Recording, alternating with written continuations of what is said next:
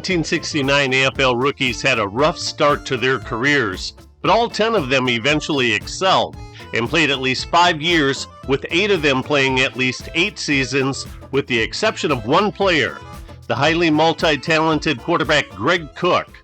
From 1967 through 1969, the AFL and NFL combined their drafts, and in 1969 the Bengals drafted quarterback Greg Cook with the 5th selection. In 1968 at the University of Cincinnati, he led the NCAA in total offense. He averaged an amazing 327.2 passing yards per game and threw 25 touchdowns in those 10 games. Despite having prototypical quarterback size, he was sacked the second most times in the AFL, and his 10 fumbles led the league. However, his 9.4 yards per attempt and 88.3 passer rating led the AFL, and his 53.8 completion percentage was second best. He won the AFL Offensive Rookie of the Year award.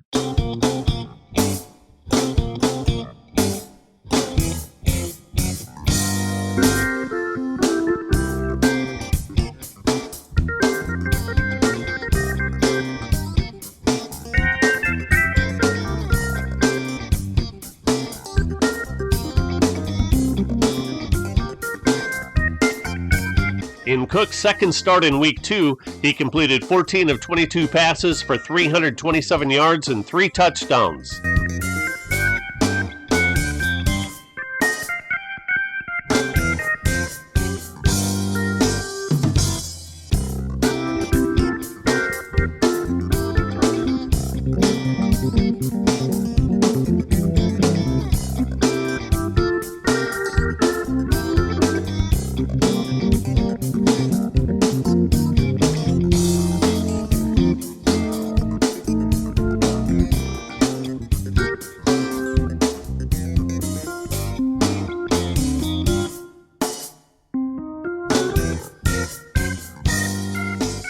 In the next game, Kansas City linebacker Jim Lynch sacked Cook, who said that he heard a popping sound in his throwing shoulder.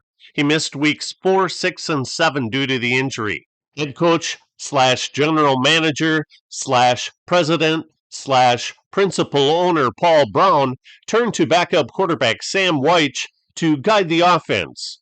From 1984 through 1991, Wyche was the Bengals head coach. Unbeknownst to Cook, he had torn his rotator cuff. He said that he took cortisone shots and played in pain during the rest of the season. After winning their first 3 games of the season, the Bengals lost their next 4. In Week 8, they went up against Oakland's 6-win and 1-tie team. The result? The Bengals were the only team to beat the Raiders in the regular season.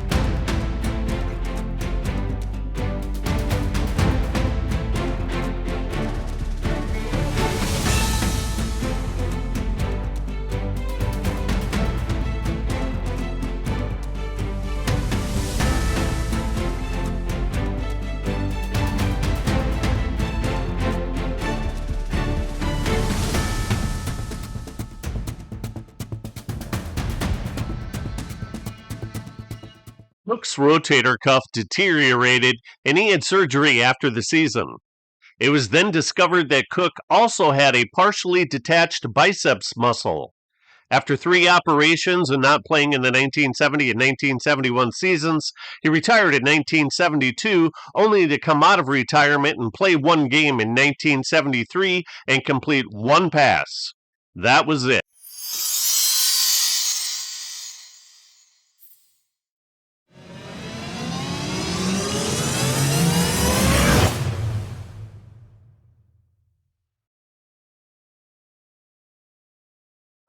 Buffalo Bills hit the jackpot when they drafted O.J. Simpson number 1 overall.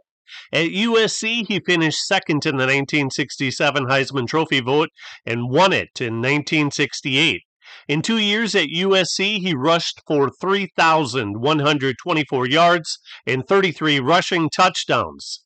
He averaged an amazing 31 carries per game. As a bonus, he completed 4 of 8 passes for 48 yards and 4 touchdowns. He was 6'2", 205 pounds, and he could fly. Simpson's 1,040 scrimmage yards were 5th best in the AFL, and at his retirement, his 11,236 rushing yards was 2nd best to the great Jim Brown. A+ grade.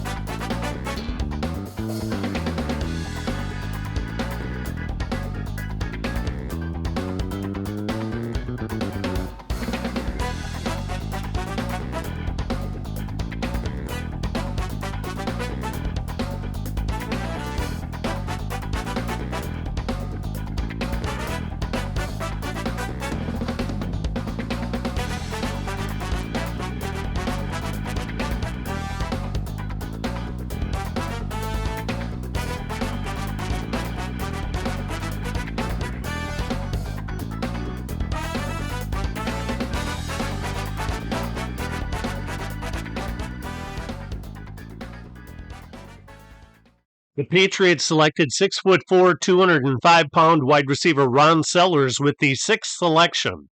He was a 2-time consensus All-American at Florida State. In 1968, he caught 5 touchdown passes against Wake Forest, and his 1,496 receiving yards was an NCAA record that stood until 1982 when Henry Ellard of Fresno State broke it. Sellers' NCAA career pass receiving yardage mark was a record that stood for 19 years.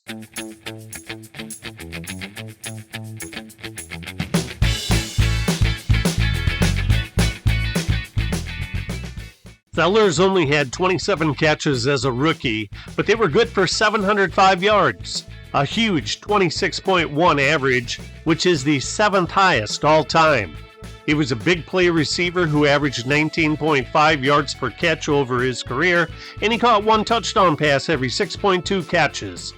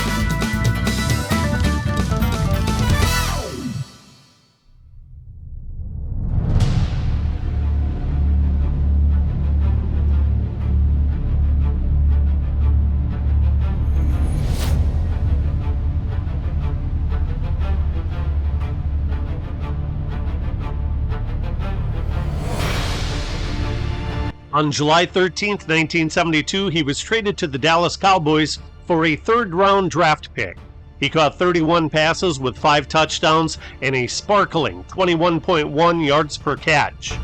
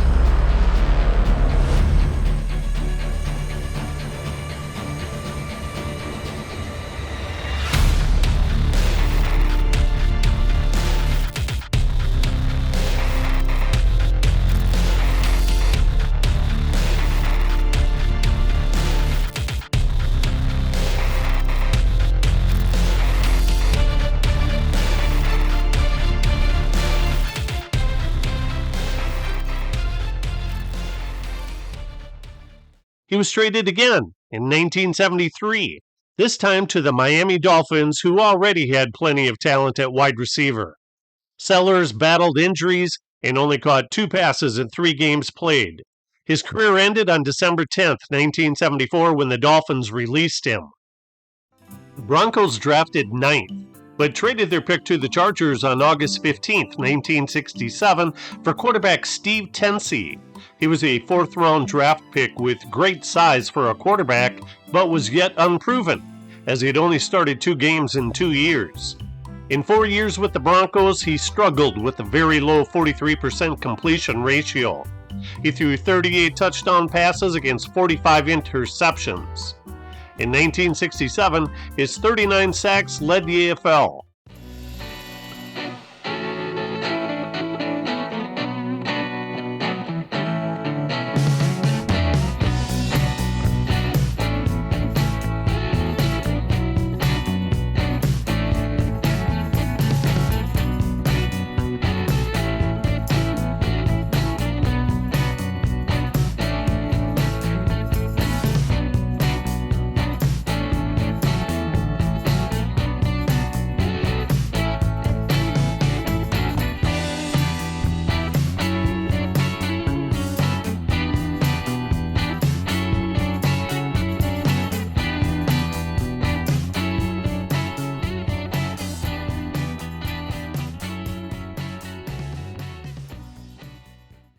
With the Broncos draft pick, the Chargers selected Columbia quarterback Marty Dom, who, although he didn't put up the greatest stats as a pro, I've graded his career as a B-. Hey, if you've played 9 years as a pro, I think you've been quite successful. Marty Dom was a strange selection by the Chargers, who had John Hadle at quarterback, coming off a 1968 season in which he made the Pro Bowl after leading the AFL with the 5th highest passing yards at that time, 3,473, along with an AFL leading 27 touchdown passes and 32 interceptions. Hadle was in the prime of his career at age 28. Dom Reyes was a passing machine at Columbia University in his senior season. He averaged 245.1 passing yards per game, the fifth highest in the nation.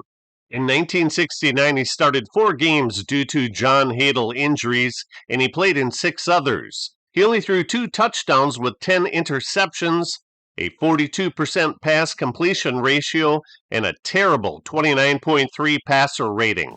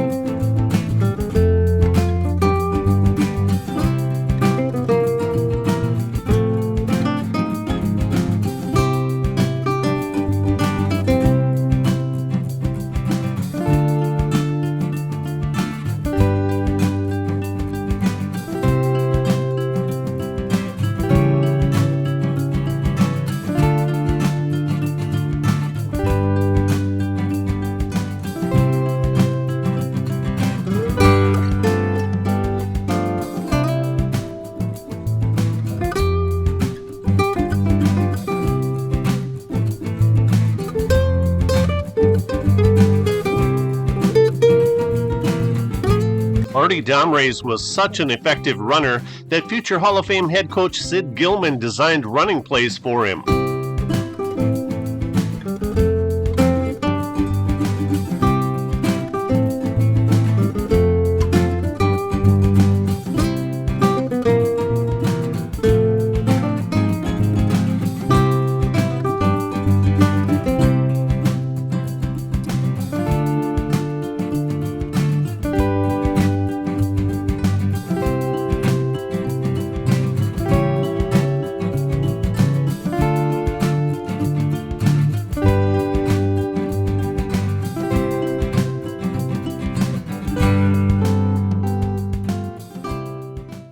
After the 1971 season, Dom requested a trade and was sent packing to Baltimore on August 7, 1972 for tight end John Andrews and the Colts' first-round draft choice in 1973, who ended up being the 1972 Heisman Trophy winner Johnny Rodgers of Nebraska.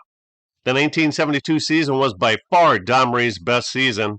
He replaced Colts legendary quarterback John Unitas in Week 6, started 9 games, and threw 11 touchdown passes against only 6 interceptions.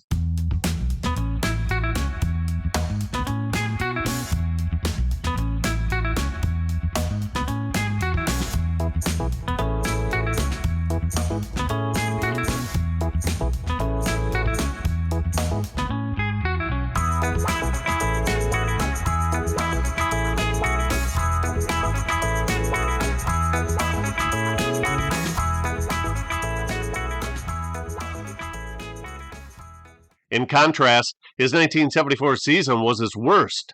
0 touchdown passes and 12 interceptions. On August 30th, 1976, he was traded to the 49ers for their 1978 fifth-round draft pick. He only threw 14 passes for San Francisco, and they released him on June 15th, 1977. The desperate New York Jets signed him as a free agent on July 8th, 1977, and he only threw 40 passes in his farewell season. I grade Dolphins defensive end Bill Stanfill's career as an A-. He made first-team All-Pro in 1972 and was selected for 5 Pro Bowl teams. At the University of Georgia, he was the Outland Award winner, which is indicative of the NCAA's best interior lineman. He was a fierce pass rusher and tallied 69.5 sacks in 109 games played for the Dolphins from 1969 through 1976. In 1973, his 18.5 sacks was a career high, and it led the NFL according to ProFootballReference.com.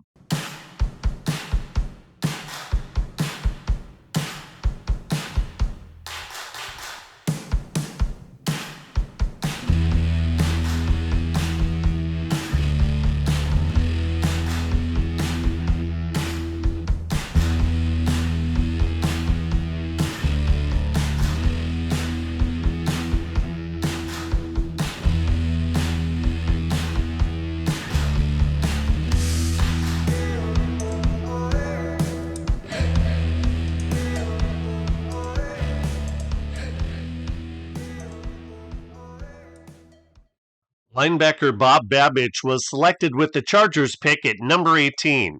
He started at Miami of Ohio, and Bluto, as he was nicknamed, was an intense competitor. He missed the entire 1969 season due to a knee injury, but overcame it to play 125 games over 9 seasons. On September 6, 1973, he was traded with a fourth-round 1975 pick to the Browns for a 1974 first-round pick and a 1975 second-round draft pick, so his play was highly regarded. With the 15th selection, the Oilers nabbed linebacker Ron Pritchard from Arizona State. While at Phoenix, he worked as a bouncer with Wayne Coleman, who later wrestled as superstar Billy Graham. Pritchard himself wrestled professionally following his first season with the Oilers.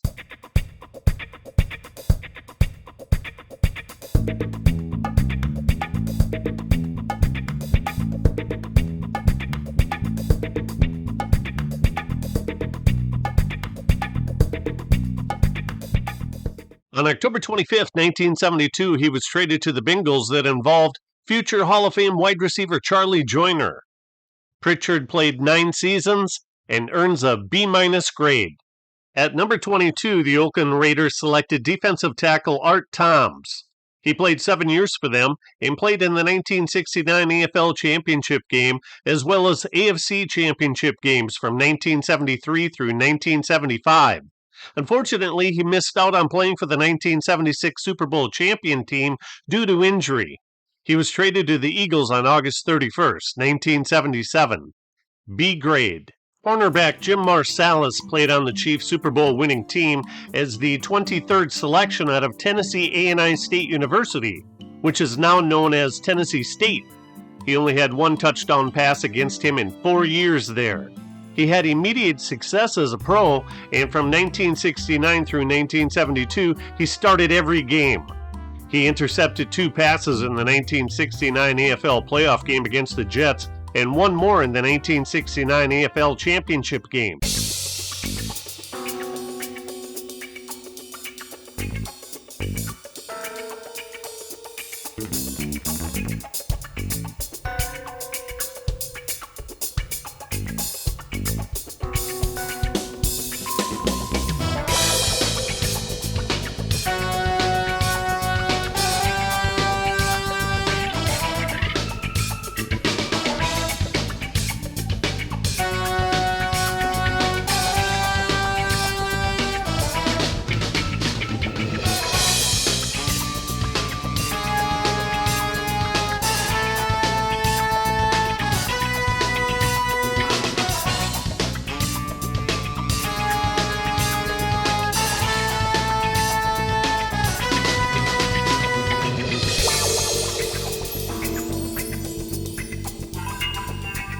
Despite only starting 9 games over his last 4 seasons, I grade Marsalis' pro career as a B. Jets head coach and general manager Weeb Ewbank selected last in the first round, since they won the Super Bowl the year before. Ohio State tackle Dave Foley was his pick. The 6'5", 255-pounder missed the entire 1969 season due to injury. In 1972, he was released by the Jets and signed as a free agent by the Bills. He made the Pro Bowl squad in 1973 and only missed 3 games from 1973 through 1977. I grade his career as a B. Please click the like button, and as always, thank you for watching.